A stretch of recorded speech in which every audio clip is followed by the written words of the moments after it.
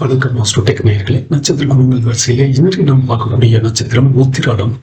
உத்திராடம் அப்படிங்கிறது ரொம்ப வலிமையானதும் விலை மதிப்பற்ற யானை தந்தம் போன்ற நம்பிக்கை உறுதியும் கொண்ட நட்சத்திரம். ஒரு தற்காலிக வெற்றியை விட காலம் கடந்து நிற்கக்கூடிய ஒரு அமைப்பை, ஒரு குழுவை அல்லது ஒரு நிறுவனத்தை உருவாக்கணும் அப்படிங்கிறதான் இவங்க ஸ்டைலா இருக்கும். ஸோ ஒரு பெரிய அமைப்பை தாங்கி பிடிக்கும் தூண்களை போன்ற இவர்கள் சட்ட மேலாண்மை அல்லது ஒரு நாட்டை நிறுவனத்தை எப்படி வழிநடத்துவது என்பது மாதிரியான படிப்பை படிப்பது இவர்களுக்கு உயர்வை தரும். அரசு உயர் பதவிகள், பெரிய கார்ப்பரேட் நிறுவனங்களை நிர்வகிப்பது அல்லது ஒரு அமைப்பை, ஒரு நிறுவனத்தை அல்லது குடும்பத்தை தலைமை தாங்கி நடத்துவதே இவங்கதான் சிறந்தவர்களாக இருப்பார்கள்.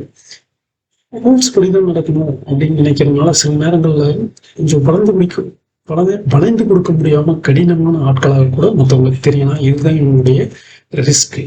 அதே மாதிரி சமூகத்துல ஒரு சரியான நீதியும் முறையும் நிலைநிறுத்தல அப்படின்னு நினைக்கிறது உங்களுடைய ஆழ்மன ஆசையாக இருக்கும்.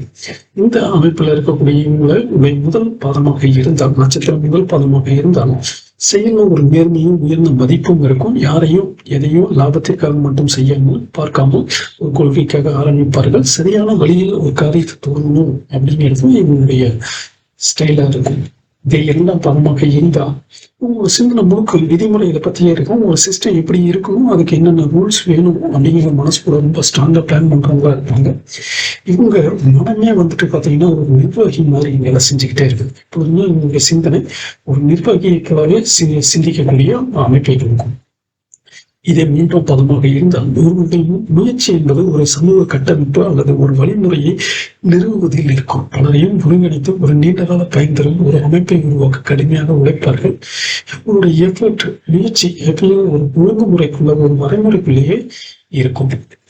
இதே நான்காம் பதமாக இருந்தால் இவ்வளவு நேர்மைக்கு உழைப்புக்கும் பலனாக ஒரு நிலையான வெற்றி, ஒரு பெருமை கிடைக்கும். தான் உருவாக்கிய நிறுவனம் அல்லது ஒரு குடும்பம் வலுவான அஸ்திவாரத்தில் நிற்பதை பார்த்து திருப்தியை அடைவார்கள்.